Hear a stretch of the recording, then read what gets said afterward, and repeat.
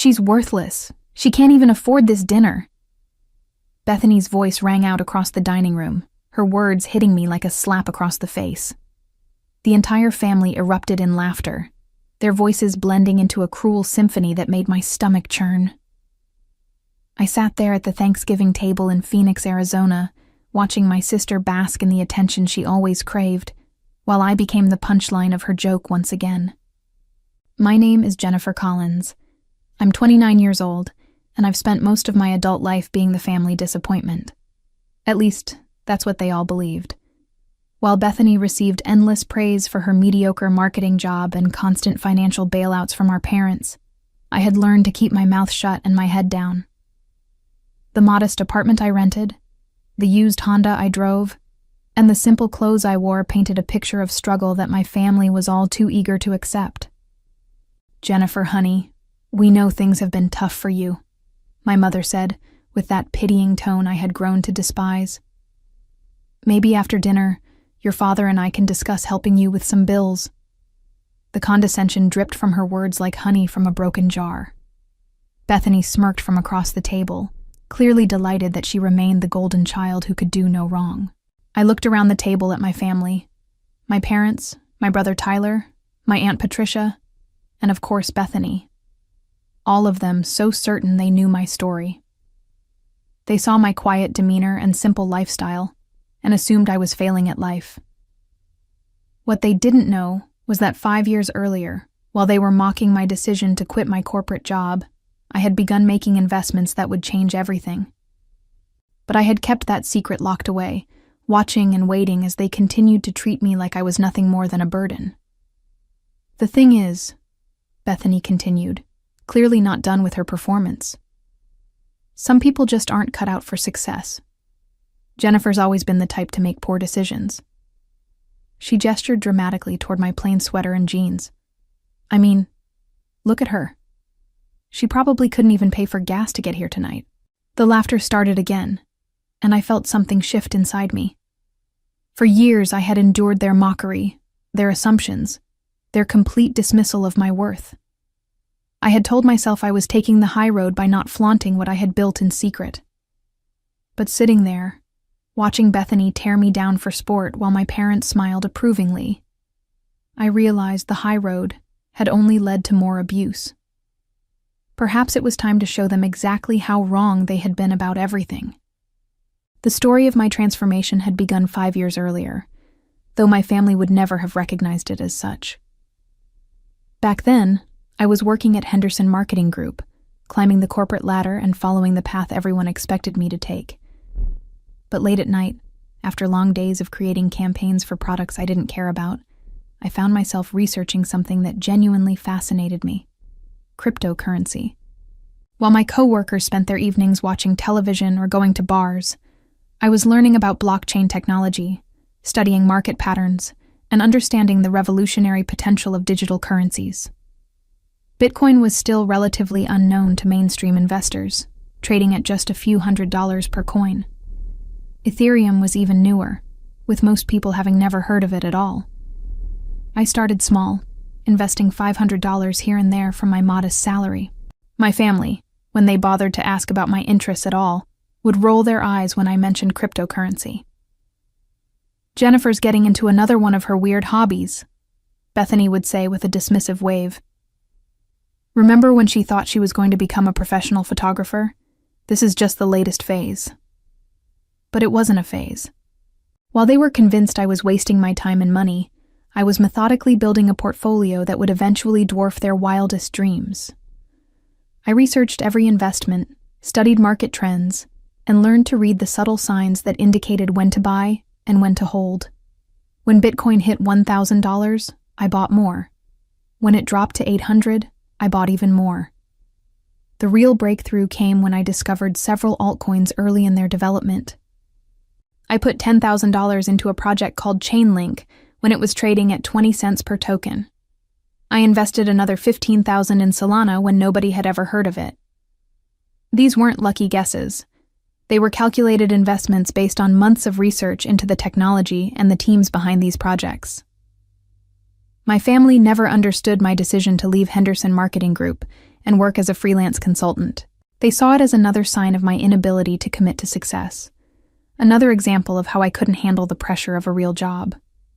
What they didn't know was that my freelance income, while modest, was more than enough to cover my simple lifestyle, while allowing me to reinvest every spare dollar into my growing cryptocurrency portfolio. "She's never going to amount to anything," I overheard my father telling Tyler during last Christmas dinner. "Bethany has her head on straight, but Jennifer just can't seem to find her way." They spoke about me like I wasn't sitting right there, like my feelings didn't matter. I smiled and nodded and continued eating my turkey, all while knowing that my portfolio had crossed the $2 million mark just the week before. Now, sitting at this Thanksgiving table, while Bethany performed her usual routine of tearing me down to build herself up, I realized I was tired of being their scapegoat. Perhaps it was time for them to learn what I had really been doing all these years. The moment that changed everything happened 3 weeks before this Thanksgiving dinner. I was sitting in my small apartment, checking my portfolio as I did every morning with my coffee, when I saw numbers that made my hands shake. Bitcoin had reached new all-time highs. Ethereum had surged beyond anything experts had predicted, and my early investments in Chainlink and Solana had increased by over 3,000%. But it was the notification from my newest investment, a cryptocurrency project I had bought into just 6 months earlier, that truly took my breath away. The project had just been acquired by a major tech company for 12 times its market value. Overnight, my modest $50,000 investment had become worth $600,000. When I calculated the total value of my portfolio, the number seemed impossible: $12.3 million. I stared at the screen for a full 10 minutes, refreshing the page again and again to make sure I wasn't hallucinating. I had become a multimillionaire while living in a one-bedroom apartment and driving a car I had bought used 5 years earlier. I had accumulated generational wealth while my family pitied me and treated me like a charity case. The irony was so profound it almost made me laugh. Almost. Instead, I felt a deep sadness settle over me as I realized what this meant.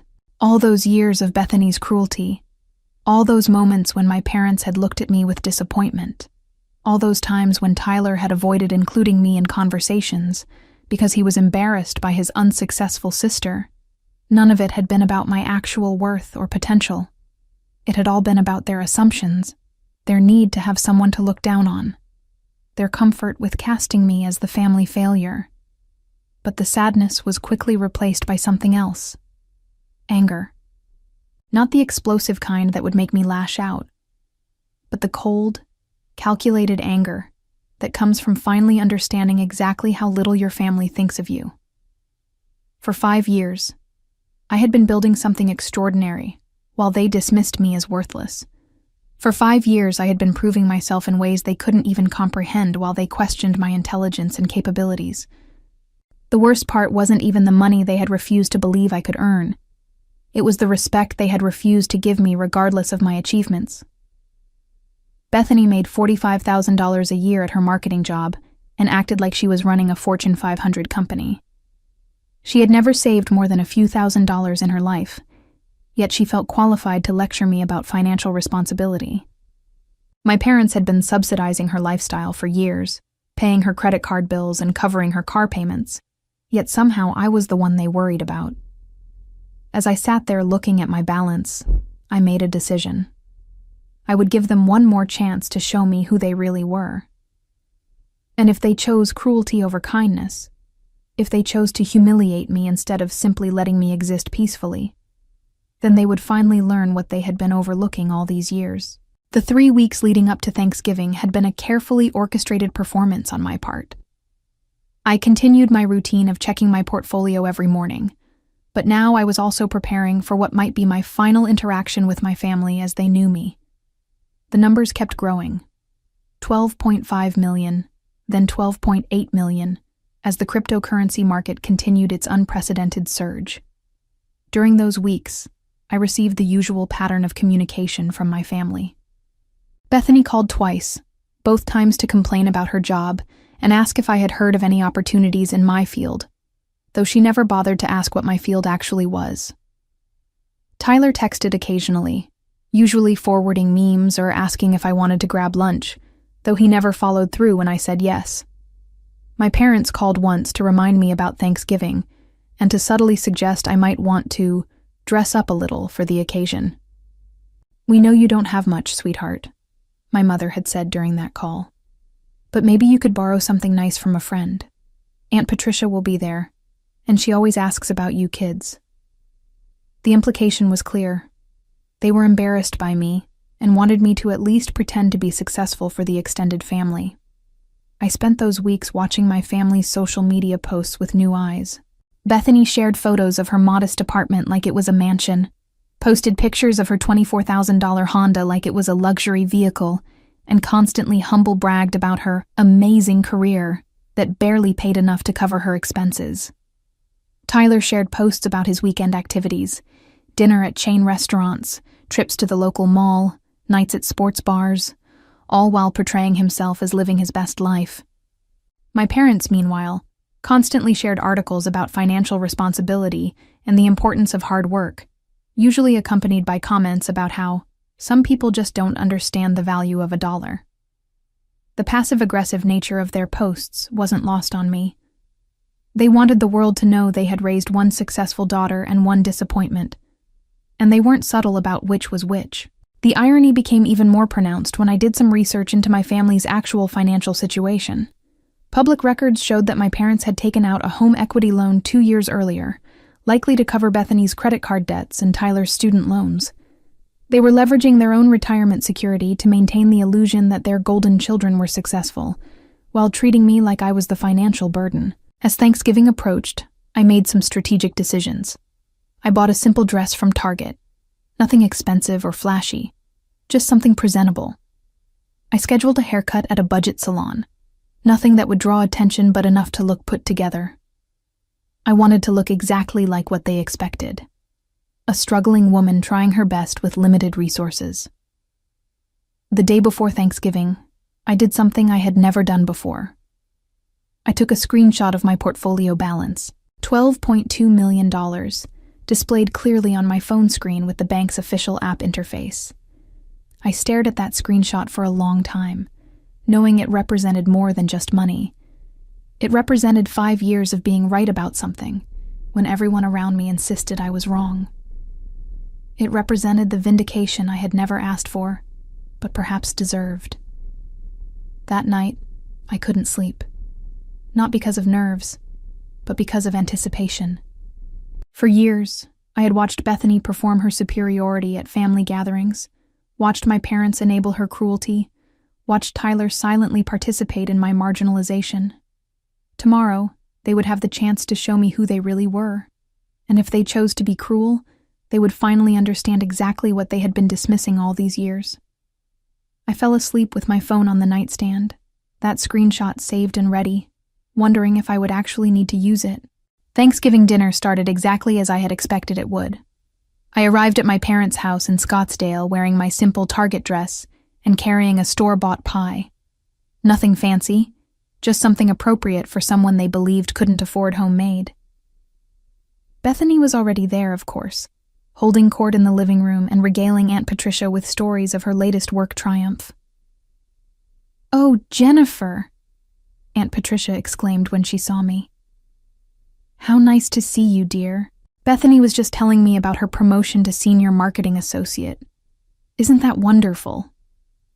I smiled and nodded, noticing how Bethany's chest puffed out with pride at the mention of her title that came with a whopping $2,000 annual raise. "What about you, Jennifer?" Aunt Patricia continued with the polite curiosity of someone making conversation. "How's work going for you?" Before I could answer, Bethany jumped in with her trademark laugh. "Oh, Aunt Patricia, Jennifer does some kind of freelance thing, very flexible schedule." The way she said flexible schedule made it sound like code for unemployed. "She's still figuring things out, aren't you, Jen?" I shrugged noncommittally. "I'm doing well. Thanks for asking." Dinner proceeded with the usual family dynamics playing out exactly as they had for years. Bethany dominated the conversation with stories about her job, her apartment, her social life, while everyone listened with rapt attention. Tyler talked about his new position at a local bank, clearly proud of his steady salary and benefits package. My parents beamed with pride at their two successful children, occasionally glancing at me with that familiar mixture of concern and disappointment. "Jennifer's been very quiet tonight," my father observed during the main course. "Everything okay, sweetheart?" "I'm fine, Dad. Just enjoying listening to everyone's updates." Bethany seized the opening like a shark smelling blood in the water. "You know, I was thinking earlier about how different we all are. I mean, Tyler's got his banking career taking off. I'm climbing the ladder in marketing. And then there's Jennifer with her, whatever it is she does." She laughed, but there was an edge to it that made the table shift uncomfortably. "Bethany," my mother said with mild reproach, though her tone suggested she found the comment more amusing than offensive. "What?" "I'm not being mean. I'm just saying we're all at different places in life. Some of us are building careers and contributing to society, and others are still trying to find their path. There's nothing wrong with that." But her smirk told a different story. The conversation moved on, but I could feel the familiar pattern building. Bethany was working up to one of her performances, the kind where she positioned herself as the successful sister and me as the cautionary tale. I had seen it dozens of times before, and usually I just endured it quietly until I could escape home. But not tonight. Tonight, I found myself paying attention to every word, cataloging every slight, every assumption, every moment of casual cruelty. When Bethany complained about her student loan payments, I noted that they were only $300 a month, less than I typically spent on a single cryptocurrency purchase. When Tyler mentioned his salary increase to $38,000 annually, I calculated that my portfolio had gained more than that in interest over the past month. As we moved into dessert, I could see Bethany gearing up for her grand finale. She had that look in her eyes, that predatory gleam that meant she was about to say something particularly cutting. I straightened in my chair and made sure my phone was easily accessible in my purse. Let her make her move, I thought. Let's see exactly who you really are. The moment arrived with the coffee service, exactly as I had predicted it would. Bethany had been building up to it all evening, dropping little comments here and there, testing the waters and gauging the room's reaction. Now, with everyone relaxed and full from dinner, she was ready to deliver her masterpiece of humiliation. "You know what I love about these family gatherings?" Bethany began, her voice taking on that theatrical quality she used when she wanted to command attention. "It's how we can all be honest with each other. Like, really honest." She looked around the table with mock sincerity. "I mean, we're family. If we can't tell each other the truth, who can?" I felt the familiar knot forming in my stomach. But this time it was different. This time, I wasn't dreading what was coming. I was ready for it. "The truth is," Bethany continued, her eyes landing on me with laser focus, "some of us have really figured life out, and others are still struggling with the basics, and there's no shame in that. I mean, look at Jennifer." She gestured toward me like I was an exhibit in a museum. "She's 29 years old and still can't figure out how to build a real career or contribute to society in any meaningful way." The table went quiet. Aunt Patricia looked uncomfortable. Tyler stared at his coffee cup. My parents exchanged glances but didn't intervene. They never did when Bethany went on these tirades. "I've been thinking about it all evening," Bethany pressed on, clearly energized by the attention. "Jennifer shows up here in clothes that probably came from a thrift store, driving that ancient car, living in that tiny apartment. She doesn't contribute to conversations about careers or success because she literally has nothing to contribute. She's like a cautionary tale." She paused dramatically, savoring the moment. I could see she wasn't done yet. "I mean, let's be completely honest here. She's worthless. She can't even afford this dinner." The words hung in the air like poison gas. If Mom and Dad hadn't cooked tonight, Jennifer would be eating ramen noodles alone in her apartment, because she literally cannot afford to feed herself properly. The laughter started immediately. Tyler chuckled nervously. Aunt Patricia gave an uncomfortable giggle. My parents tried to look disapproving but couldn't hide their amusement. Bethany beamed with satisfaction, clearly delighted with her performance. "Bethany, that's enough," my mother said half-heartedly, but she was still smiling. "What? I'm not trying to be mean. I'm just pointing out reality. Some people are built for success and others—" She gestured vaguely in my direction. "Others are built for dependency. There's nothing wrong with that. Society needs people at every level. Jennifer's just never going to be the type of person who builds wealth or achieves anything significant. And that's okay." The laughter continued, and I felt that familiar burning in my chest that came from being humiliated by people who claimed to love me. But this time, instead of wanting to disappear, I felt something else entirely. A cold, clean rage that sharpened my focus and steadied my hands. I reached into my purse and pulled out my phone. The movement was so casual that no one paid attention to it at first. I opened my banking app, waited for it to load completely, and then did something I had been planning for weeks but had hoped I wouldn't need to do. I paused for exactly 30 seconds, letting Bethany's words fully sink in for everyone at the table. Then I unlocked my phone screen, placed it face up on the white tablecloth, and slid it slowly across the table until it came to rest directly in front of my sister. The laughter died instantly. $12,217,436. The number glowed on my phone screen in the banking app's crisp digital font, impossible to fake and unmistakably real. The Chase Bank logo at the top of the screen confirmed its authenticity, and the timestamp showed it was current as of today. Silence stretched across the dining room like a physical force. Bethany stared at the screen, her mouth opening and closing without sound. The color drained from her face so completely that for a moment I wondered if she might actually faint.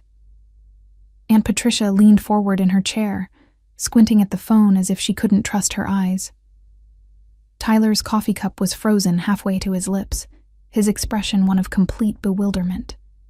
My parents sat perfectly still, their gazes moving from the phone to my face and back again, processing what they were seeing.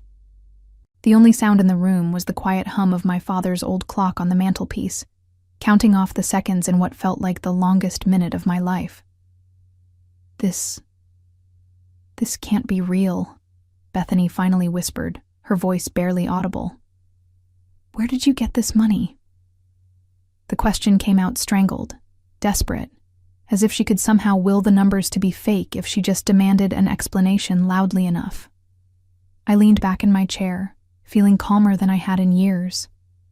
"I got it the same way anyone gets money, Bethany. I earned it." My voice was steady and quiet, but it carried clearly across the silent room. "I invested in cryptocurrency starting 5 years ago.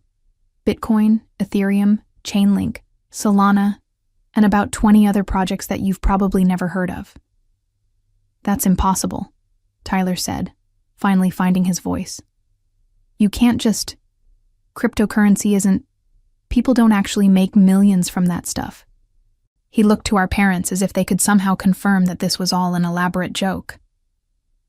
I reached across the table and picked up my phone, checking the balance one more time before turning the screen toward the rest of the table. "Actually, quite a few people have made millions from cryptocurrency. You just have to know what you're looking at and be willing to take calculated risks." "I started small," I continued, watching their faces as the reality continued to sink in. $500 here, 1,000 there. While you were all laughing at my weird hobby, I was building a portfolio that's now worth more than all of your annual salaries combined. For the next 5 years. Bethany's hands were shaking now. But you live in that tiny apartment. You drive that old car. Your clothes." She gestured helplessly at my simple dress. "My apartment costs $800 a month and meets all my needs. My car is reliable and paid off. My clothes are comfortable and functional." I paused, letting that sink in. I don't need to impress anyone or prove anything through my possessions. Apparently that was a good strategy, since it let me reinvest every spare dollar while you were all busy judging my lifestyle choices. Aunt Patricia cleared her throat awkwardly. Jennifer, dear, I had no idea you were doing so well for yourself. That's really quite impressive. Thank you, Aunt Patricia. It's been an interesting journey. I looked directly at Bethany, who seemed to be struggling to form words. You mentioned earlier that some people are built for success, and others are built for dependency. I've been thinking about that. My parents finally found their voices. Jennifer, why didn't you tell us? My mother asked, her tone completely different from the pitying condescension she had used earlier in the evening. Would you have believed me if I had? I asked simply. Or would you have assumed I was lying or exaggerating or somehow confused about my own bank balance? The question hung in the air because we all knew the answer. Bethany suddenly stood up from the table, her chair scraping against the hardwood floor. This doesn't change anything, she said, her voice rising with desperation. Money doesn't make you a better person. It doesn't erase the fact that you've been avoiding real responsibility your entire adult life. I nodded thoughtfully. You're absolutely right, Bethany. Money doesn't make me a better person. But it does make me financially independent, which means I never have to sit through another dinner where someone calls me worthless for entertainment. Bethany's reputation as the family success story crumbled within weeks when extended family members learned about the Thanksgiving incident, with cousins and aunts sharing stories of how she had publicly humiliated her millionaire sister while living off their parents' financial support. The social embarrassment was compounded when people realized Bethany had been bragging about her $45,000 salary and modest apartment while mocking a sister worth $12 million, making her appear both foolish and cruel to everyone who had witnessed years of her condescending behavior.